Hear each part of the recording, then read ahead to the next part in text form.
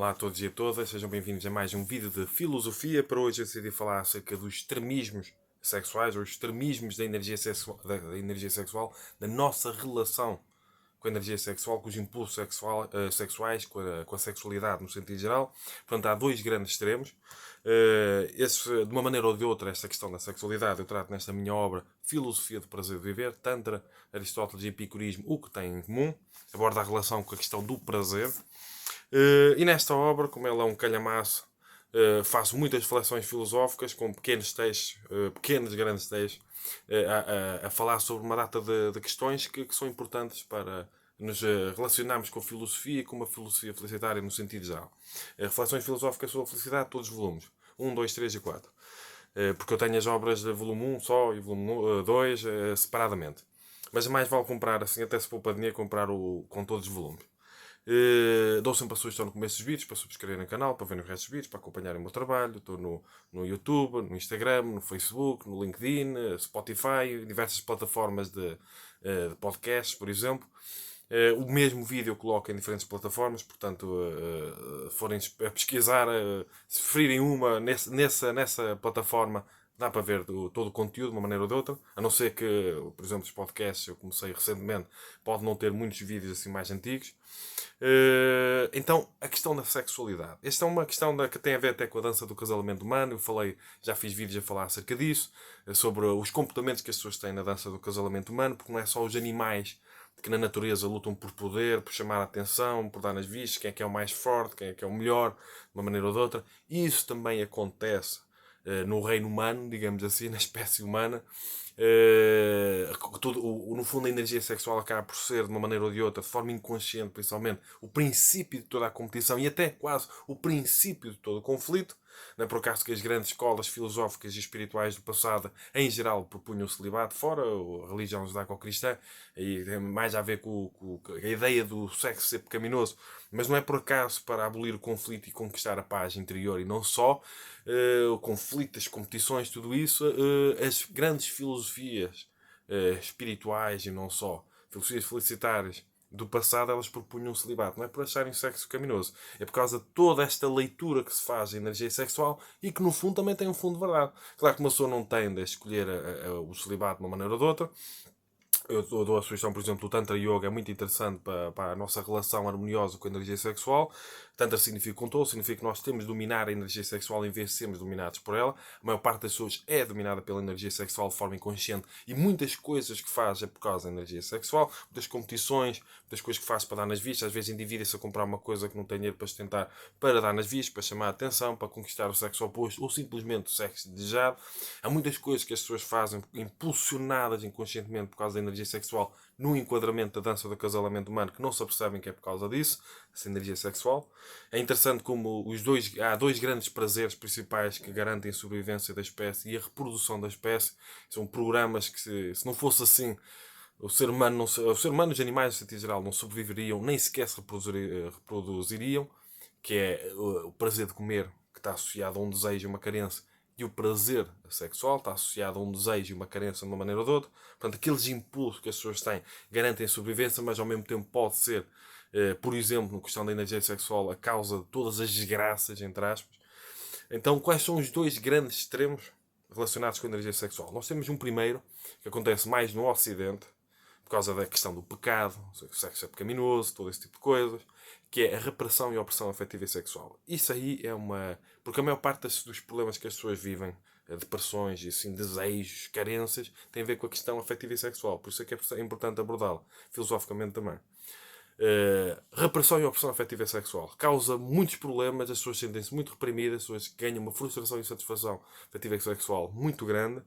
É muitas vezes a causa dos abusos sexuais, da pedofilia, das violações. Portanto, normalmente está associada a uma repressão e opressão afetiva e sexual de uma maneira ou de outra. Portanto, o facto das pessoas não terem uma relação saudável com a questão, com a afetividade e com a sexualidade, e o facto disso também não ser trabalhado nos sistemas de ensino,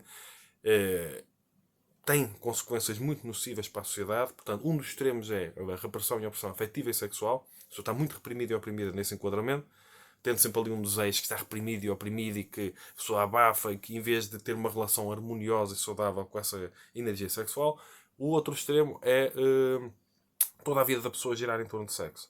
Toda a vida da pessoa gira em torno de busca de poder, de fama, de estatuto, de aparências, de mostrar coisas, de conquistar coisas, de ganhar competições, de ter muito boa aparência, né? Tudo gira à volta de cuidar da beleza, cuidar do corpo físico, cuidar da estética. A questão é cuidar de uma saúde que é muito aparente, no fundo, porque as pessoas às vezes vão para o ginásio, vão fazer exercício para cuidar de um corpo ideal que seja atrativo, em termos sexuais, mesmo de forma inconsciente, a maior parte das vezes ela nem sequer estão a pensar na saúde, estão a pensar em criar, às vezes estão a destruir as articulações, mas estão a pensar num corpo que vá chamar a atenção em termos afetivos sexuais. No fundo estão a projetar-se para fora, estão à espera que outras pessoas valorizem esse corpo, que é para haver o coito, o prazer sexual. Portanto, elas estão movimentadas pela energia sexual. Os carros têm, os relógios, as roupas, tudo é para conquistar o sexo oposto ou simplesmente o sexo desejado, para não haver discriminação de género, de diferentes orientações sexuais. Portanto, são dois grandes extremos que as pessoas vivem muitas vezes na energia sexual. Nós temos agora com a revolução sexual, muito fruto da revolução hippie, seja o que for, da liberdade sexual, nós começámos a abandonar progressivamente a repressão e a opressão afetiva e sexual, ainda bem, principalmente na mulher, que é quem mais sofria essa questão da repressão e opressão afetiva e sexual. O homem é muito mais reprimido e oprimido emocionalmente, tem de ser duro, forte, tem de ser macho, há uma pressão assim muito grande para cima dele. E também a pressão em cima da mulher, sempre que ela perde a virgindade, perde a pureza, todos aqueles arquétipos socioculturais. Se o homem está com muitas mulheres é o garanhão, se a mulher está com muitos homens é prostituta, entre aspas. E todas estas repressões, portanto, ela sente-se mais culpada por procurar o prazer sexual do que o homem, e o homem sente-se muito mais, tem muito mais dificuldade em relacionar-se com as suas emoções, portanto, de uma maneira ou de outra, os dois saem prejudicados. Claro que cada caso é um caso, mas dois grandes problemas sérios que são: nós estamos agora a repressão e a opressão afetiva e sexual, estamos a libertar dela e estamos a transitar para o quê? Porque normalmente as coisas na vida, entre aspas, transitam de um extremo para outro extremo e depois é que vão para o meio. Nós estamos a transitar de uma repressão e opressão afetiva e sexual, principalmente no Ocidente, para de tudo girar à volta de sexo. Tudo é sexual, tudo é sexualizado, tudo é só aparência, é só imagem, as pessoas querem fazer tudo para dar nas vistas, as pessoas passam frio na rua no inverno, principalmente na Europa. Se for para a América do Sul a coisa poderá ser diferente. Passam frio na rua no inverno, ou em África é diferente. Passam frio na rua no inverno para dar nas vistas, para chamar a atenção, principalmente as mulheres, mas os homens sempre fazem isso, sem julgamento nem moralismo. Mas há ali uma coisa: a pessoa sabe que vai apanhar frio e pode ficar doente. Mas há uma necessidade tão grande de dar nas vistas, chamar a atenção por questões sexuais, que a pessoa sujeita-se a passar frio, sujeita-se a ficar até ou andar com saltos altos, às vezes aquilo faz mal à coluna, faz mal aos pés. Mas a necessidade de dar nas vistas, chamar a atenção, a questão da beleza. As pessoas usam a questão sem julgamento nem moralismo, é só pôr a pensar. As pessoas usam muita expressão, os sacrifícios em nome da beleza. Não é em nome da beleza per si, é em nome da dança do acasalamento humano. As pessoas são movimentadas, impulsionadas, são muitas vezes escravas de uma energia sexual que não compreendem e que não está harmonizada. E isso leva a muitos comportamentos que as pessoas têm na rua, zangam-se, pessoas distratam-se, aparece alguém que seja mais atraente, a pessoa tenta mostrar que é um melhor partido que a outra, às vezes tenta rebaixar amigos ou amigas à frente dessas pessoas que possam ser atraentes. As pessoas fazem mil e uma coisas. Se nós começarmos a estar atentos ao comportamento que as pessoas têm na rua quando aparece alguém atraente, ou quando uma pessoa está no meio que tem muitas pessoas atraentes e há ali uma competição inconsciente e implícita, é preciso uma certa perspicácia e capacidade de observação e vontade de observar. Há ali uma competição inconsciente: quem é que tem o melhor carro, quem é que tem lá mais nas vistas, quem é que tem o melhor corpo. Acontece muitas vezes, por exemplo, se a pessoa não tem muitas pernas. Esta questão da beleza, porque normalmente o homem tenta conquistar pelo poder. Também pela beleza, mas principalmente pelo poder. Quem é que tem mais poder? Quem é que tem mais dinheiro? Quem é que tem o melhor carro? Quem é que tem o melhor relógio? Quem é que tem a melhor roupa? Quem é que é mais forte? Quem é que é maior? Todo esse tipo de coisa. A mulher é mais pela beleza. Então muitas vezes foca-se ali na questão da beleza. Competem para ver quem é que tem mais beleza. Se a pessoa tem melhores pernas, vai mostrar mais as pernas. Se tem melhores seios, vai mostrar mais os seios. Se tiver o coisa, vai compensar com aquilo que não tiver menos, vai compensar com outras coisas. Tentar dar nas vistas de uma maneira, dar nas vistas de outras. E isto tem tudo a ver com a dança do acasalamento. Sem julgamento nem moralismo. Isto faz parte. É uma questão humana, a dança do acasalamento. A grande questão é: primeiro, a pessoa colocar a saúde em causa por causa disso. Quando uma pessoa faz de tudo para dar nas vistas, para chamar a atenção, para conquistar o sexo oposto, ou simplesmente o sexo desejado, a pessoa está a fugir de si. A pessoa está concentrada em conquistar a outra pessoa valorizar e não ela. Muitas vezes a pessoa não tem autoestima, verdadeiramente não tem autoestima, um problema interior, principalmente questão de independência, de falta de independência emocional, vive uma dependência emocional de maneira e vai tentar para o ginásio perder peso ou criar um corpo ideal que seja mais chamativo, que possa ser mais valorizado pelo sexo oposto ou simplesmente o sexo desejado. Mas no fundo a pessoa continua a projetar-se para fora, continua a depender da valorização externa. Portanto, a pessoa continua na dança do casamento a tentar resolver um problema que é muito mais profundo, que é a questão da falta de autoestima, por exemplo. Então, o extremismo que as pessoas estamos a saltar de uma repressão e opressão afetiva e sexual para tudo girar em torno de sexo. E esse extremismo, eles em geral geram infelicidade.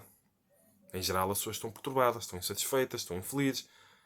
As pessoas não olham para dentro. As pessoas tudo gira à volta de sexo e as outras dimensões do ser começam a ficar de lado. A dimensão intelectual, a dimensão emocional, até a dimensão afetiva, a dimensão mental, a dimensão cultural, tudo começa a ficar de lado porque as pessoas, quando vivem o extremismo, neste caso o extremismo da sexualidade, tudo gira à volta de sexo, as outras dimensões da vida começam a ficar de lado.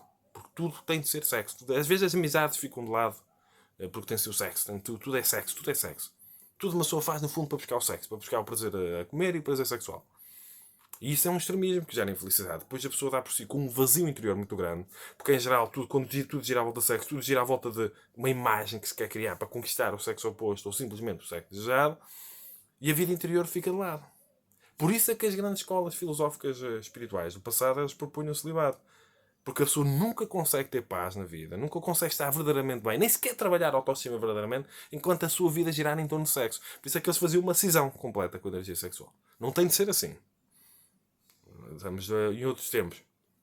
Por isso é que eu dou a sugestão do Tantra Yoga. Mas é importante nós não sermos dominados pela energia sexual. Nós temos de dominar a energia sexual. Por isso é que o Tantra significa controle. Nós temos de controlar. Os homens até têm ejaculação precoce.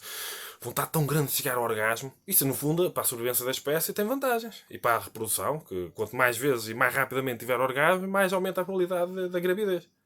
Quanto mais aumenta a probabilidade, digamos assim, da reprodução da espécie. Só que isso, em termos de felicidade, as pessoas ficam muito aquém.